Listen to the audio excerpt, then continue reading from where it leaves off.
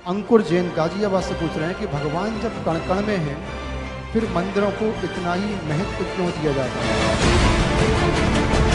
बात हो पूजा पाठ की, क्या जानना हो जैन रीति और परंपराओं के बारे में, जिनके श्रीमुख से निकला हर वाक्य प्रतिध्वनि है जिनवाणी की, वो है जिनागम के अथाह सागर परम पूज्य संत शिरोमणि आचार्य श्री 108 विद्यासागर जी महाराज के परम प्रभावक शिष्य वक्ता मुनि श्री 108 प्रमाण सागर मंगल चातुर्मास हेतु विराजमान है अजमेर राजस्थान में। जानिए मुनि श्री 108 प्रमाण सागर जी महाराज के श्रीमुख से जैन धर्म के ज्ञान से जुड़ी अपनी हर शंका का समाधान। देवाधिदेव खजारार्षि चंद प्रभु भगवान के, परम शांति विधायक श्री शांतिनाथ भगवान के, चिंतामणि श्री पार्श्वनाथ भगवान के, वर्तमान शासन नायक श्री महावीर भगवान के, 24 तीर्थंकर भगवंतों की, संत श्रोमणी 108 आचार्य गुरुवर श्री विद्यासागर जी महाराज की,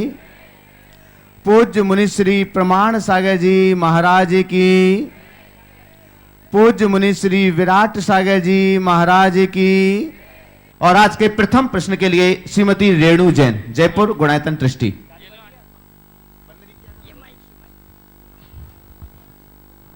मेरे गुरुवर के चरणों में शत शत नमन। महाराज श्री 24 अगस्त को जैन सब समुदाय ने एकता दिखाई, लेकिन राष्ट्रीय स्तर पर हमारी पहचान नहीं बन सकी। कारण 15 अगस्त को नरेंद्र मोदी जी का भाषण सुना, उसमें उन्होंने सब धर्म गुरुओं के नाम लिए, महावीर भगवान का नाम नहीं लिया। बहुत देर तक मैं सोचती रही शायद अब आया, लेकिन नहीं आया। जिन्होंने जियो और जीनो दो का नारा दिया अपने को संदेश दिया, तो क्या इसके कारण हमारी सहिष्णुता या हम लोग इतने सभ्य हैं, अनुशासित हैं, हम किसी चीज़ का विरोध करना ही नहीं चाहते, तो क्या कारण है? देखिए, इसका कारण तो मैं ये समझता हूँ कि हम लोग जैन धर्म को जन धर्म बनाने में बहुत विफल रहे हैं। हमें जैन तत्व ज्ञान का, जैन धर्म के आदर्शों को जन जन तक पहुँचाने का प्रयास करना चाहिए, पुरुषार्थ करना चाहिए। और जब हम ऐसा करेंगे तो निश्चयतः उसका हमें अच्छा परिणाम मिलेगा। प्रधानमंत्री ने यदि इसमें चूक की तो देश भर की जनता को, जो भगवान महावीर पर आस्था रखते हैं, उन्हें इस बात के लिए बताना चाहिए कि आप एक बहुत बड़ी चूक कर दिए। जिस भगवान महावीर के अहिंसा के बदौलत देश को आज़ादी मिली, कम से कम स्वतंत्रता दिवस के दिन उनका नाम उल्लेख तो होना चाहिए, बल्कि सबसे पहले होना चाहिए। मैं समझता हूँ यदि ये बताया गया होता, हो सकता वो उनकी चूक भी हुई हो, लेकिन फिर भी यदि ऐसी घटनाएं होती है तो हमें उन्हें सचेत करना चाहिए। और तुरंत, मुझे तो आज मालूम पड़ा कि उनने नहीं लिया, इसका तात्पर्य यह है कि अधिकतर जैन लोगों ने इसे नोटिस में ही नहीं लिया। तो इन सब चीज़ों को लोग नज़रअंदाज कर देते हैं, तो ऐसी चीज़ें नज़रअंदाज करने लायक नहीं। आप सबको मैं बताऊं, हमारी नज़रअंदाजीपन का ये बड़ा दुष्परिणाम ये था कि मुझे, जब मैं बिहार में था तो मुझे मालूम पड़ा बिहार जिस प्रांत में भगवान महावीर का जन्म हुआ, उस बिहार में ही भगवान महावीर की जन्मदिन जन्म जयंती पर छुट्टी नहीं थी। सन 2012 में मैंने पहली बार वहाँ महावीर जयंती की छुट्टी शुरू करवाई थी, वहाँ के लोगों से कह करके। नीतीश कुमार की सरकार थी, 3-4 साल तक वो छुट्टी चली। अब पता लगा इस साल से फिर बिहार में महावीर जयंती की छुट्टी बंद हो गई। तो ये हमारे समाज की निष्क्रियता का उदाहरण है। समाज को सक्रिय होना होगा, अपनी पहचान बनाने के लिए हमें खुद आगे आना होगा। भगवान महावीर का, जैन धर्म का, भारत की संस्कृति के विकास में बहुत बड़ा योगदान है। आज़ादी में जैनियों ने बहुत मेहनत की है, बहुत कुछ खून पसीना से इस धरती को सींचा है। तो ये चाहिए कि जिनके हाथ में भी देश की सत्ता है, बागडोर है, वे कम से कम ऐसे महान आत्मा को तो याद करे ही जिनके बल पर देश को एक नई दिशा मिली है, नई पहचान मिली है। जियो और जीने दो का संदेश जिनने दिया है, सर्वभूतात्म भावना को जिन्होंने चरितार्थ किया है, जिन्होंने सर्वोदय का सिद्धांत दिया है, हमें ऐसे भगवान महावीर और उनके सिद्धांतों से लोगों को अवगत कराना ही चाहिए। और ये मैसेज प्रधानमंत्री को देना चाहिए कि आपकी भाषण में एक बहुत बड़ी चूक हुई। आप जैसे सबके प्रति समभाव रखने की बात करने वाले प्रधानमंत्री के द्वारा भगवान महावीर को भूल जाना अच्छी बात नहीं। महाराज जी, अगर आपके आगे एक छोटा सा प्रश्न और पूछना चाहती हूँ। पूछो। एक दिन राधे राधे भजन चल रहा था, कहीं पर देख सुन रही थी मैं, तो उसी दिन से जिज्ञासा थी आपसे प्रश्न पूछने की, मतलब जिज्ञासा जानने की कि कृष्ण जी तो ठीक है एक नारायण थे, मोक्षगामी भी हैं आगे जाकर, लेकिन राधा को कृष्ण के साथ हिंदू धर्म में इतनी क्यों महत्व दिया गया कि हर जगह उनकी तस्वीर होती है, पूजा होती है, जबकि जैन धर्म में तो खैर इनका कोई वो नहीं है। देखिए, राधा की पूजा क्यों होती है मुझे नहीं मालूम, लेकिन हम जब राधा शब्द को देखते हैं तो मुझे एक प्रतीक दिखता है। कृष्ण और राधा को मैं दो व्यक्ति की तरह नहीं देखता, दो वृत्ति की तरह देखता हूँ। कृष्ण का अर्थ होता है हमारे भीतर का विवेक, कर्षण करने की वृत्ति, और राधा को संस्कृत में राध शब्द से राधा बना है, और राध संसिद्धौ धातु से राधा शब्द की निष्पत्ति हुई, जो सिद्धि का स्वरूप ले वो राधा है। तो राधा की वृत्ति से जब कोई जुड़ेगा तभी कोई कृष्ण अपने कृष्णपने को सार्थक कर पाएगा, उसके बिना नहीं। इसलिए राधा के बिना कृष्ण अधूरा है। ये दोनों अलग अलग वृत्ति है।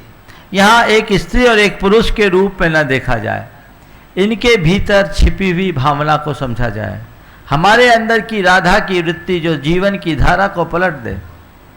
धारा और राधा, धारा जो हम संसार में बहते हैं, संसार में बहने वाली धारा को जब पलटते हैं तो राधा बनती है, जिससे सिद्धि मिलती है। और इस धारा को बदलकर राधा की वृत्ति को अपनाएंगे तो अपने भीतर के विवेक या परमात्मा स्वरूप कृष्ण को प्रगटा सकेंगे। शायद कृष्ण से पहले राधा को याद करने के पीछे ये भी भावना रही है। नमस्ते। आगे तैयार रहेंगे सुनील कड़िका सेठी जयपुर, रानी जैन जयपुर। पहले रानी जैन को दे दें।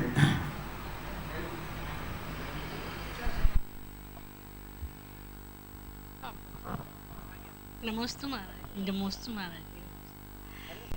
महाराज जी, ऐसे तो 3 प्रदक्षिणा लेनी चाहिए, पर फिर तीन प्रदक्षिणा लेनी चाहिए, पर फिर भी कभी जब समय का अभाव हो तो एक भी चल सकता है। नहीं भी लो तो चल जाएगा, भगवान थोड़ी नाराज है। नहीं, अब जिसके पास समय का अभाव है तो सब जगह तो चल जाएगा।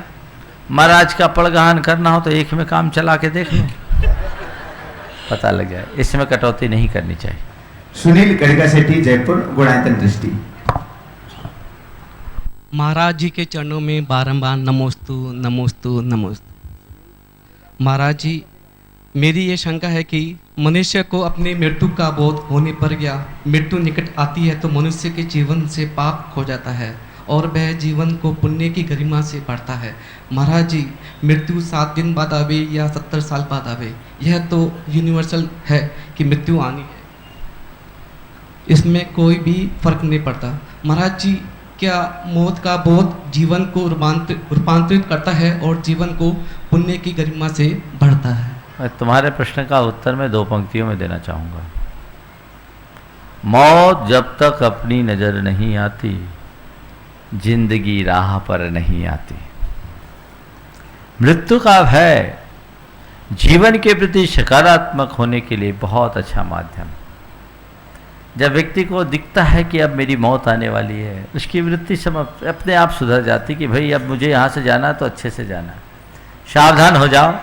मृत्यु बोध का मतलब जीवन से हताश होकर घबराना नहीं, भागना नहीं, जीवन से पीठ दिखाना नहीं। मृत्यु बोध का सीधा सीधा मतलब है मृत्यु की अनिवार्यता को समझते हुए मृत्यु के आने से पहले अपने जीवन को अमर्त्य बनाने का अनुष्ठान करने में लग जाना। संसार की नश्वरता, जीवन की नश्वरता और आत्मा की अमरता को जो पहचानते हैं वो मृत्यु बोध के बल पर अपने जीवन को अमृत बनाने का अनुष्ठान करते हैं। नमोस्तु नमोस्तु नमोस्तु। रोशनी जैन इंदौर, रूपेश जैन, आकाश जैन और तृप्ति जैन आज जो निर्माण सारथी के रूप में जुड़े हुए हैं गुणायतन परिवार से। नमस्ते महाराज जी, मेरा नाम रोशनी जैन, मैं इंदौर से हूँ। महाराज जी, हम जब भी अपने छोटे छोटे बच्चों को कुछ नियम दिलाते हैं तो कई लोग हमसे ये कहते हैं कि इतने छोटे हैं तुम दिला देते हो, उनका बचपन में दबाव करते हो, ऐसा करते हो।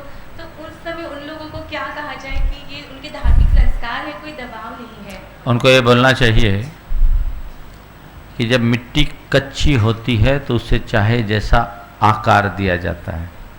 गीली मिट्टी को चाहे जैसा आकार दिया जा सकता है, सूख जाने के बाद हम उसे आकार नहीं देंगे। बच्चों में संस्कार गढ़ने के यही क्षण हैं। अभी हम इन्हें नियम दिलाएंगे, नियमों का बोध कराएंगे, तो कल आगे चलकर ये अपने जीवन को अच्छे रास्ते पर ले जाएंगे। ये अवसर है।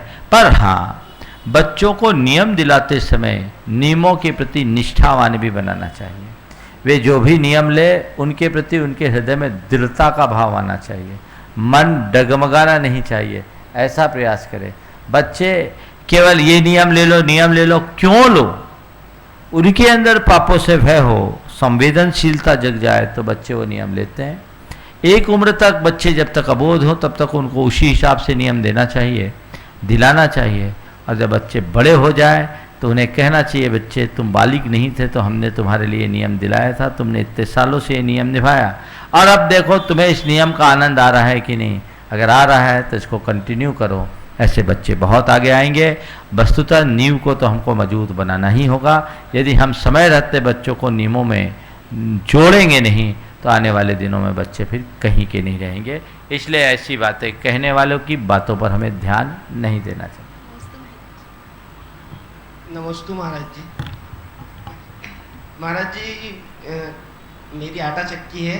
कल एक थैली पीसने के लिए आई थी आटे की, तो उसमें पारसनाथ लिखा था, और वो पारसनाथ भगवान का नाम लिखा था, तो पैरों में आई थी तो उसमें दोष लगता है।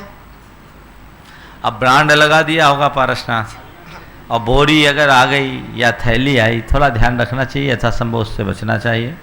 अगर पारसनाथ पर आपने पैर लगाया है तो दोष लगेगा, और बोरी पर पैर लगाया है तो दोष नहीं लगेगा। हालांकि इस तरह के ब्रांड नामों के लिए यूज करने वालों को ध्यान रखना चाहिए कि ऐसे नाम कम से कम जमीन पर न पड़े, ये सावधानी रखना। अविनाश जैन, तृप्ति। नमोस्तु गुरुदेव। बस वही, हाँ। नमोस्तु गुरुदेव, नमोस्तु। मैं तृप्ति जैन, इंदौर से। गुरुदेव, मेरा प्रश्न संख्या ये है कि जिनके यहाँ बेटे नहीं होते, सिर्फ बेटियाँ होती हैं, उनके माता पिता तो अपनी बेटी को ही बेटे जैसे मानते हैं, उनके परिवार वाले भी उनको अपनी बेटियों को बेटे जैसा मानते हैं, लेकिन जो समाज के और लोग होते हैं वो उनकी सोच नकारात्मक क्यों होती है उनको देखने के लिए कि इनका बेटे हैं तो क्या इनका परिवार अधूरा है, या इनका कुछ पाप कर्म का उदय रहा होगा जिससे इनका बेटा नहीं हुआ, या फिर अगर बेटा होता है तो क्या पुण्य कर्म के उदय से होता है और वही बेटा आगे चल के अपने माता पिता को वृद्धाश्रम में छोड़ के आता है, तो फिर वो कहाँ पाप और वहाँ क्या पुण्य कर्म रहता है? मैं आपको यही कहूँगा कि इन सब बातों को पर विचार करना आज के हिसाब से बिल्कुल सही नहीं है। ये सब एक प्रकार की दकियानुशी मानसिकता का प्रतिफल है। हमें इन सबको नज़रअंदाज करना चाहिए, और आज के युग में बेटी और बेटे में फ़र्क करना केवल नादानी ही समझनी चाहिए। हमें इन सब बातों से प्रभावित नहीं करना चाहिए, होना चाहिए, और बेटी को इस तरह से तैयार करना चाहिए कि आपको बेटे का अभाव ही न खले। बेटियां भी आज घर को रोशन करने में समर्थ हो रही है, इसलिए सोचने की बात है। आगे तैयार रहेंगे सुभाष जैन भीलवाड़ा, कमल पाटौदी रांची, विकास पाटनी अजमेर, चैतन्य तीर्थेश जैन इंदौर। नमस्ते महाराज, मैं सुभाष जैन भीलवाड़ा से। मेरा प्रश्न है महाराज जी कि विदेश यात्रा यूरोप गए और वहाँ अंधेरा 10 से 11 बजे के आसपास होता है, और वहाँ अगर 8 बजे भोजन किया शाम को, तो क्या उसमें रात्रि भोजन का त्याग का लाभ मिलेगा? देखिए, रात्रि भोजन के त्याग का मतलब घड़ी से बंद करके रात्रि भोजन त्यागने का नहीं है, आलोकित पान भोजन का है। अगर आपको प्राकृतिक प्रकाश रात के 10 बजे भी मिलता है तो आपको रात्रि भोजन का दोष नहीं लगेगा। लेकिन ऐसे लोगों को तब बहुत सावधान होना पड़ेगा जब दिन वहाँ बहुत छोटे होते हैं। कई दिन ऐसे भी आते हैं जब दिन में बस 4-5 घंटे का ही दिन होता है, तो वहाँ पर एक ही वक्त भोजन करके रहो, तब आपको जीवन में आनंद है। हमें सूर्य के प्रकाश में, प्राकृतिक प्रकाश में ही भोजन ग्रहण करना चाहिए।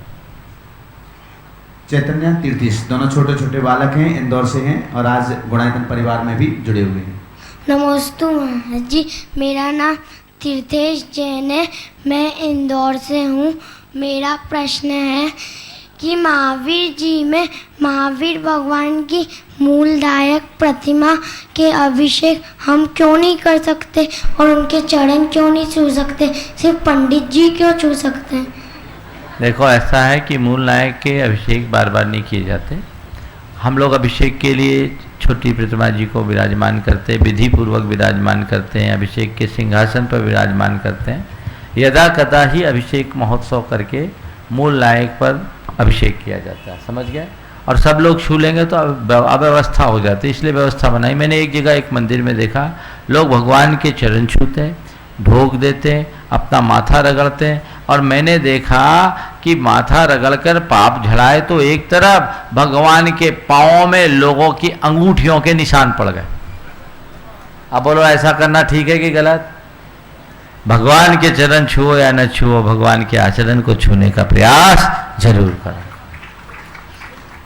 नमोस्तु महाराज जी, मेरा नाम चैतन्या जैन है, मैं इंदौर से आई हूँ। मेरा प्रश्न यह है कि मम्मी और पापा का कहना मानने के लिए क्या करें? बस मम्मी पापा का कहना मानने के लिए वो जो कहे सो करो। चलो। कमल पाटोदी, रांची।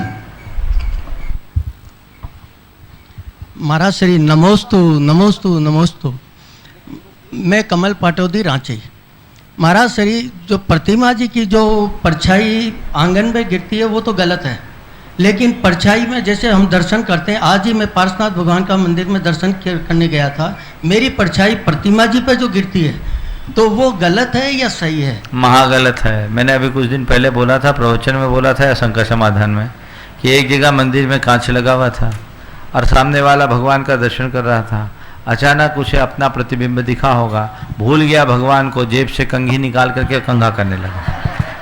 महाअनर्थ। इस तरह से कांच नहीं लगाना चाहिए, और कांच लगाए तो इस तरीके के लाइटिंग अरेंजमेंट करें कि बाहर की लाइट से भीतर की लाइट अधिक हो, ताकि आपका प्रतिबिंब वहाँ न पड़े।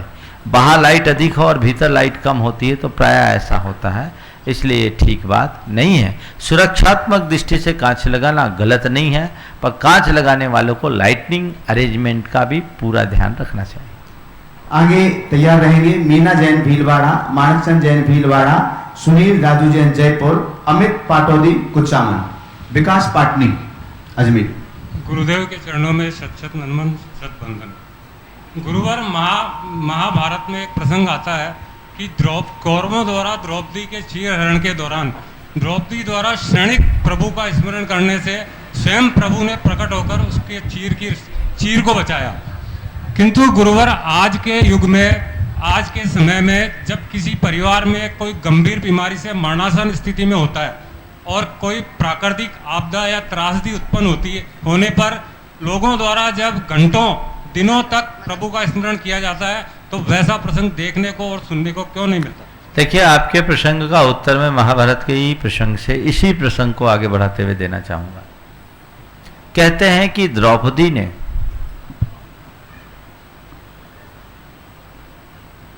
जब चीर हरण हुआ और काफी लंबे समय के बाद श्री कृष्ण ने उनके चीर को बढ़ाया, रक्षा की, तो एक बार सवाल है कि आप इतने विलंब से मेरे चीर का विस्तार क्यों किए? ये एक प्रतीकात्मक रूपक की तरह लेना, इतने विलंब से आपने मेरे चीर का विस्तार क्यों किया?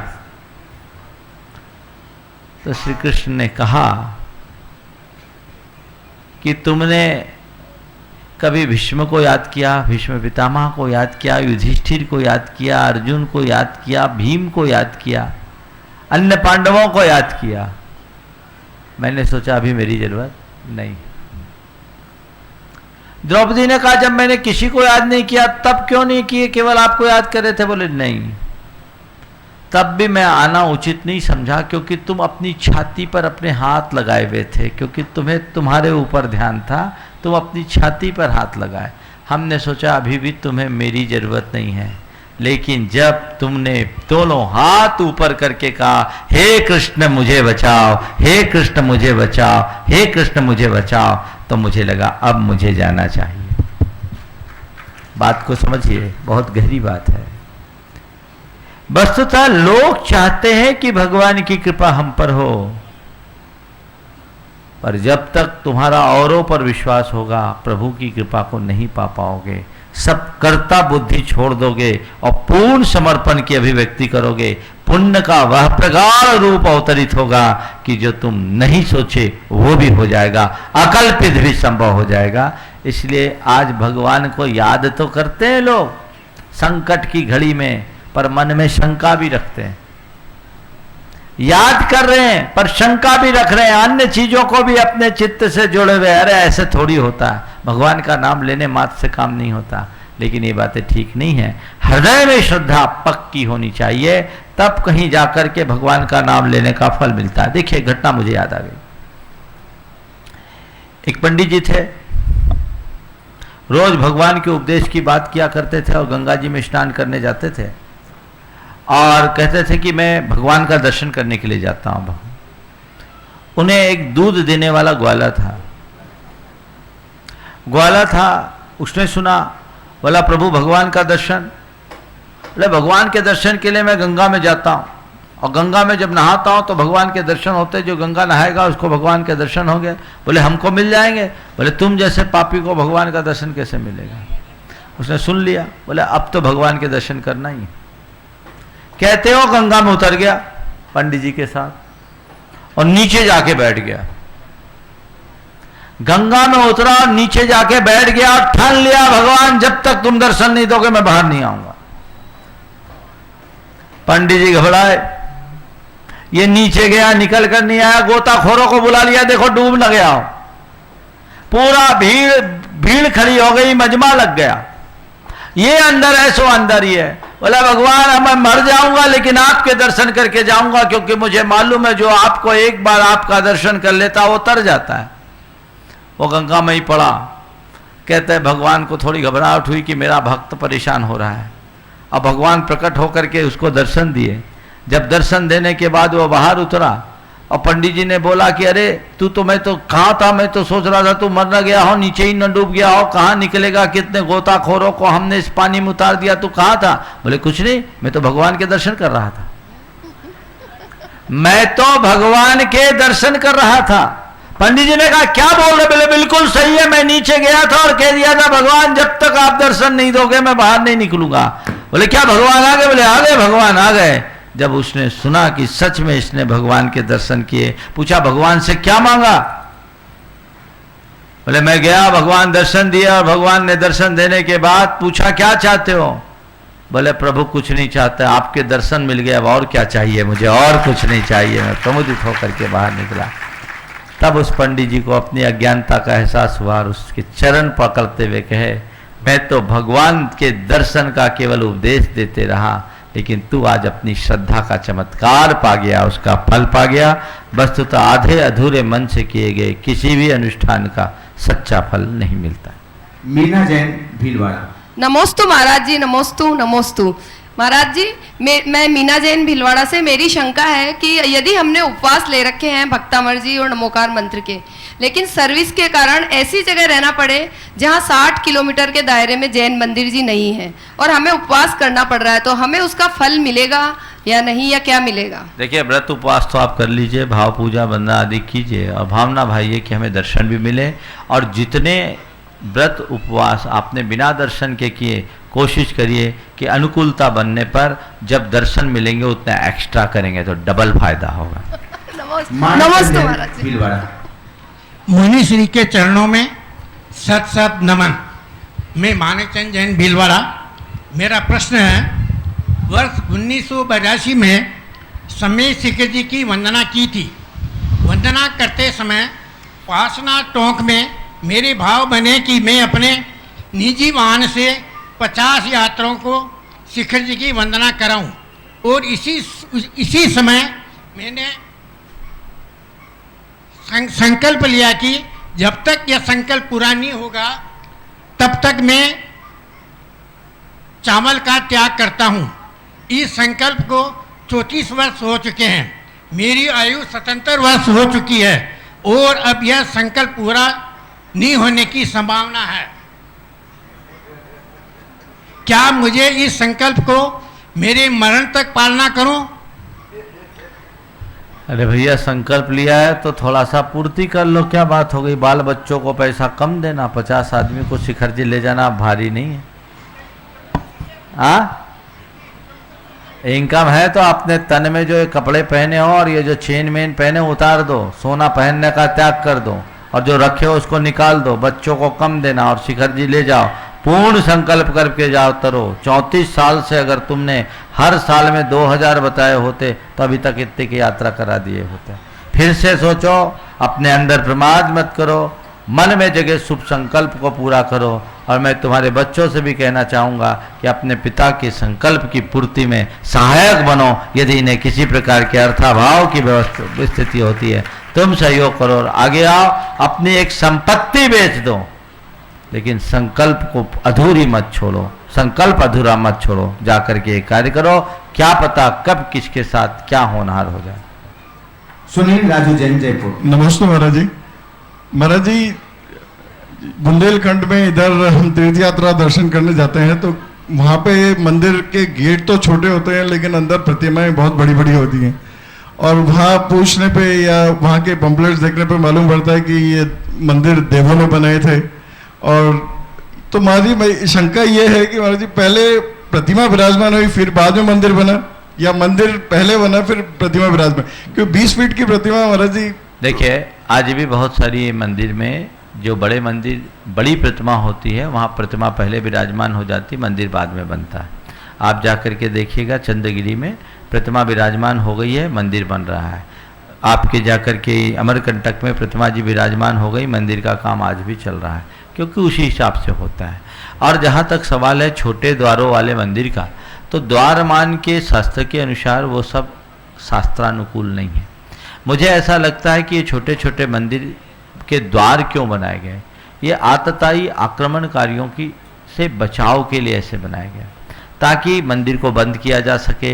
आक्रमणकारी आकर के मूर्ति तोड़े नहीं। मूर्ति भंजकों का देश में बहुत ज़्यादा आतंक था, उन सब से बचने और बचाने की दृष्टि से ऐसा किया गया होगा। लेकिन शास्त्रीय दृष्टि से मंदिर में भगवान के द्वार से दृष्टि टकरानी नहीं चाहिए, भगवान की दृष्टि द्वार से टकरानी नहीं चाहिए, उसका पूरा मान बताया गया। उसके दृष्टि से देखा जाए तो ये उचित नहीं। महाराज जी, देवी देवता ये बता दें कि देवता ये सब मंदिर बातें हैं। एक भी मंदिर ऐसे बुंदेलखंड में नहीं है जिसे देवता ने बनाया, लेकिन इसे मान लो देवता तुल्य मनुष्य ने उसे बनाया है, इसलिए ऐसा कहना कहीं गलत भी नहीं है। नमस्ते। अमित पाटोदी, कुचामन। आगे तैयार रहेंगे अनिल संगीता सेठी, किशनगढ़। पंकज जैन, बेंगलोर। गुरुवार के चरणों में सत नमन, बारंबार नमस्तु। मैं अमित पाटोदी, कुचामन सिटी से। महाराज जी, पंच कल्याण होता है, समोसरण विधान कराते हैं, उसमें कटआउट बनाते हैं, जैसे तीर्थंकर प्रभु का चित्र होता है, महाराज की फोटो वगैरह होती है, उसमें नाम लिख देते हैं अमित कुमार पाटोदी, और बाद में नहीं उतारते हैं, तो उसमें कितना दोष लगता होगा महाराज जी? लगा है, नमनकर्ता के रूप में लगा है ना।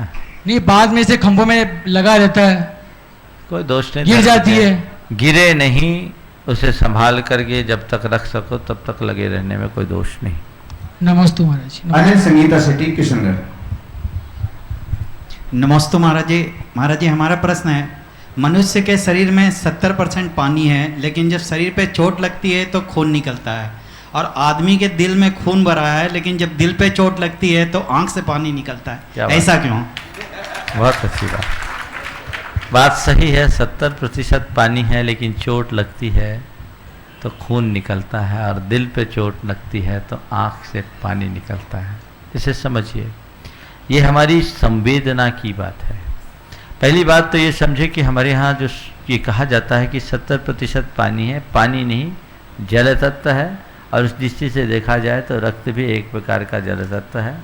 अपनी वेदना में, अपनी पीड़ा में अगर खून बहता है तो ये हमारी दुर्बलता है। खून का बहना कभी अच्छा नहीं माना जाता, आंसू बहना कुछ अर्थ में अच्छा भी होता है।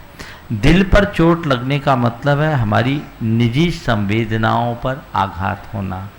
खून निकलने से व्यक्ति का मन उतना व्यथित नहीं होता जितना कि आंसू के निकलने से मन में व्यथा होती है।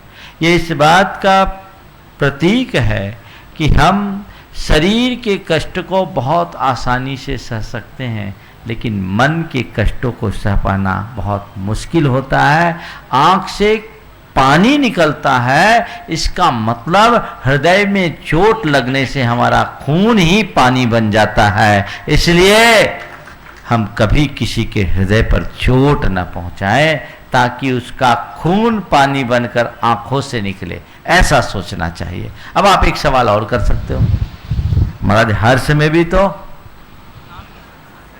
पानी निकलता है, तो हर्ष में पानी निकलता, आपने अभी कह दी कि हृदय में चोट लगने से खून पानी बनता है। हर्ष के आंसू निकल जाए तो ये क्या होता है? तो इसका एक ही अर्थ उत्तर है कि हर्ष में आंसू निकलने का मतलब, आपने देखा कि समुद्र से पानी को बादल सोखता है और बरसाता है ऊपर से।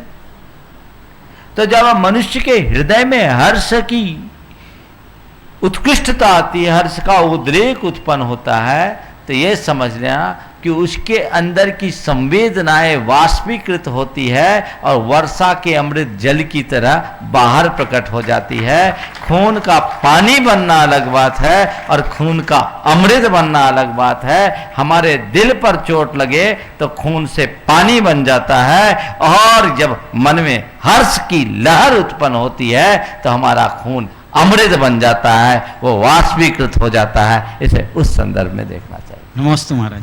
पंकज जैन बेंगलोर आगे तैयार रहेंगे। शानू जैन अजमेर, राशि जैन अजमेर, महावीर पाटोदी विजयनगर और कुसुम गदिया भीलवाड़ा। नमोस्तु महाराज, नमोस्तु महाराज, नमोस्तु महाराज। महाराज जी, जितना मुझे समझ में आता है, कर्म का बंध तब होता है जब भावों की प्रगाढ़ता होती है या भावों की निर्मलता होती है। बट मुझे ये समझ में नहीं आता है कि जो आदमी अनजाने में आलू खाता है या कुछ भी पाप करता है, जो परोक्ष रूप में अहिंसा है, उससे कैसे कर्म बंद होते हैं?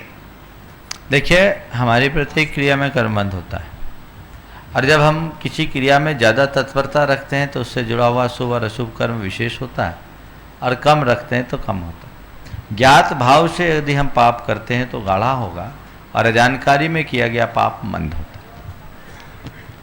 चलिए, नमोस्तु। शानू जैन अजमेर। चलो, जो है वही राशि जैन। नमोस्तु महाराज जी, मैं राशि जैन अजमेर से। प्रश्न से पहले कुछ पंक्तियाँ कहना चाहती हूँ। मिट्टी का शरीर है, मिट्टी में मिल जाएगा, जिस भूमि पर जन्मा है उसी में समा जाएगा। फिर जन्मेगा कहीं और तो किसी और माँ की कोख से, फिर वहीं किसी और शमशान में अग्नि में फिर से समा जाएगा। महाराज जी, सब कहते हैं मृत्यु पृथ्वी पर सर्वशक्तिमान है, पता नहीं क्यों कहते हैं। सब कहते हैं मृत्यु स्वतंत्रता पूर्वक किसी को भी मार सकती है, पता नहीं क्यों।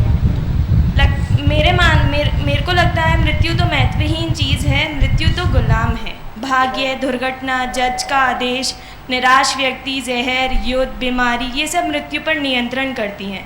फिर भी उसी गुलाम से, उसी मृत्यु से सब बहुत डरते हैं। मेरे दो प्रश्न हैं। एक पूछो। लोगों को मृत्यु से डर क्यों लगता है और उनके मन से डर कैसे निकाला जाए? ये देखिए, मृत्यु से डर इसलिए लगता है कि मनुष्य की एक बहुत बड़ी दुर्बलता है कि जो उपस्थित होता उसी से डर लगता है, जो अनुपस्थित होता उससे कोई डर नहीं लगता।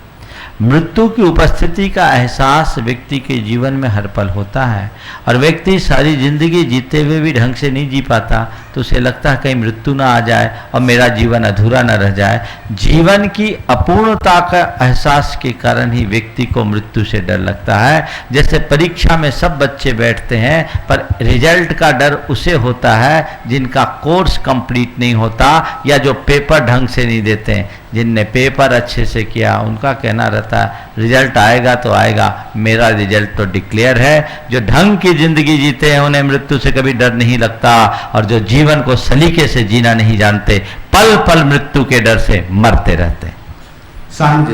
भगवान महाराज जी के चरणों में बारंबार नमोस्तु। महाराज जी, मेरी जिज्ञासा यह है कि जब हम अगर स्वाध्याय का नियम लेते हैं तो उसमें कौन से ग्रंथ पढ़ना श्रेष्ठ होता है? अगर हम किसी आचार्य महाराज की या महापुरुष की जीवनी और उनके ही संस्मरण पढ़े तब भी क्या हमारा स्वाध्याय का नियम पूरा हो जाता है? हो जाएगा। अगर हमने जिनवानी के अनुरूप कुछ भी पढ़ा तो वो हमारा स्वाध्याय होगा। महावीर पाटोदी। नमस्ते गुरुवर, मैं महावीर पाटोदी विजयनगर से सत नमन। मेरी ये जिज्ञासा महाराज जी कि एक व्यक्ति पूर्ण इंसानियत पे चल रहा है और अपने पूर्ण जीवन अपना संतोषी भाव से जीवन पथ पे चल रहा है, तो क्या वो धर्मात्मा के अन्ना योग्य हो सकता है, भले ही वो बाहरी धर्म की क्रिया। कई बार इसका सवाल आ गया, कितनी बार बताऊं, अच्छे जीवन जीने का फल अच्छा ही होता है। वो धर्म का निर्वाह कर रहा है और धार्मिक क्रियाओं को और करने लगे तो सोने में सुगंध वाली बात होगी। आगे बढ़ाइए। प्रकाश जी पाटनी कुसुम गद्दी, हाँ दे दे जब तक 1 मिनट माइक आने दो। नमस्तु महाराज जी, नमस्तु मेरे पूरे परिवार की तरफ से नमस्तु। मैं कुसुम जैन अजमेर से। महाराज जी मेरी शंका है, जल्दी पूछो। कोई गर्भवती महिला अगर अपने गर्भ शिशु के नाम से अगर दान देना चाहती है तो दे सकती है क्या, और उसका क्या लाभ मिलता है? कोई दोष नहीं, ऐसा सोचो कि गर्भ से ही बच्चे में दान देने के संस्कार जन्म लेते हैं, अच्छा है, देना चाहिए। नमस्ते महाराज जी। नमस्ते। जी साथ में खड़े कर लें, बेटा कहाँ है, साथ में खड़े हो जाएं, आज जन्मदिन है उसका और समय समय से ही बेटे से ही पूछवाओ ना, तुम तो रोज पूछते हो। वो कह रहा था महाराज जी कि आज थोड़ा सा प्रिपरेशन नहीं है। चलो बोलिए। हाँ नमस्ते महाराज श्री। महाराज श्री मेरा शंका कल के परिप्रेक्ष्य में है। कल भगवान श्री कृष्ण का जन्म पूरे भारतवर्ष में बड़े हर्ष और उल्लास के साथ मनाया गया। उनकी माता जननी जो थी वो देवकी थी और उनका जो पालन किया वो यशोदा ने किया। महाराज जी जो गुणगान बखान पूरे ब्रह्मांड में हुआ है वो यशोदा माता का हुआ है, तो क्या इसमें देवकी माता की क्या पुण्य में कमी थी या यशोदा माता का जो पुण्य था वो बड़ा ही प्रबल? देखिए मेरा इस पर एकदम अलग दृष्टिकोण है। मैं इस पूरी घटना को एक रूपकात्मक प्रतीक के रूप में लेता हूं और इन्हें अपने अंतरंग की अलग अलग वृत्तियों के रूप में देखता हूं। मैंने जब रामायण और गीता पर अपने प्रवचन किए तब मैंने अपने इन सारे मंतव्यों को प्रकट किया है। अभी विस्तार से बताने की अनुकूलता नहीं। मेरी दृष्टि में देवकी और यशोदा और कोई नहीं, हमारे भीतर का ही एक, हमारे भीतर की अलग अलग वृत्तियां हैं और श्री कृष्ण भी हमारे भीतर की वृत्ति है। प्रतीक्षा कीजिए, पूरा डिटेल में कभी इस पर चर्चा करेंगे। मुनि श्री के चरणों में कोटि कोटि नमोस्तु। मैं कुसुम गदिया, शाहपुरा भीलवाड़ा। महाराज श्री मेरा प्रश्न है, 10 लक्षण पर्व के अंतर्गत सांस्कृतिक कार्यक्रम और जैन प्रतियोगिताएं आयोजित करवाई जाती है। कई बार इसका उत्तर दे दिया। इस तरह के कार्यक्रमों को संचालित करने का औचित्य नहीं है। अगर कोई भी कार्यक्रम करें जिन्हें आप सांस्कृतिक कार्यक्रम कहते हैं उन सब में असंस्कृतियाँ होती हैं, जिससे धर्म ध्यान हो सके अच्छे तरीके से विशुद्धि के साथ और किसी भी प्रकार की उत्तेजना और खींचातानी न हो, उन्हीं आयोजनों को सांस्कृतिक कार्यक्रम के रूप में लेना चाहिए। सुनील सूर्यवंशी मेरा महाराष्ट्र से हैं, वो भी जैन नहीं है लेकिन आपका कार्यक्रम नियमित वो देखते हैं और उनके प्रश्न आपके चरणों में है। गुरुवर, मैं एक शुगर कारखाने में वायरल पर काम करता हूं और वहां पर 4 से 5 माह तक अग्नि लगातार जलती रहती है, तब हमें उसमें कितना पाप लगता होगा और इससे बचने के लिए हम क्या प्रयत्न करें? देखिए सब जितने भी उद्योग हैं, महाआरंभी उद्योग है, हिंसा तो इसमें होती है और आप देखते ही वहाँ किस किस प्रकार की हिंसा हो। तो ऐसी हिंसा से अपने आप को बचना चाहिए। चूँकि आप एक कर्मी हैं और आपको काम करना पड़ता है, इसमें यथासंभव अपने मन को बचाने की कोशिश करिए, संभालने की कोशिश कीजिए। अब मैं इसके लिए क्या कहूँ, आज इस तरह के उद्योग धंधे लोग करते हैं, धार्मिक दृष्टि से बहुत अधिक उद्योग धंधों को विस्तारित करना ठीक नहीं है। इस प्रकार आज के शंका समाधान के सत्र को परम पूज्य गुरुदेव के चरणों में नमन करते हुए मैं यहीं पर विराम देता हूँ। बोलिए परम पूज्य आचार्य गुरुवर श्री विद्यासागर जी महाराज की। गुणायतन जैन धर्म का एक अति महत्वपूर्ण ऐतिहासिक कदम होगा, जो सारे लोक के जीवन के गुणात्मक परिवर्तन का आधार बनेगा और जीवन का गुणात्मक परिवर्तन ही मोक्ष मार्ग में सहायक होगा। इतिहास का हिस्सा बनने का अवसर कुछ ही जीवों को प्राप्त होता है, या यूं कहिए कि कुछ भाग्यशाली जीव ही ऐसे कल्याणकारी अवसर का लाभ उठा सकते हैं। आइए आप भी यथाशक्ति दान करें, इस मुहिम का हिस्सा बनें।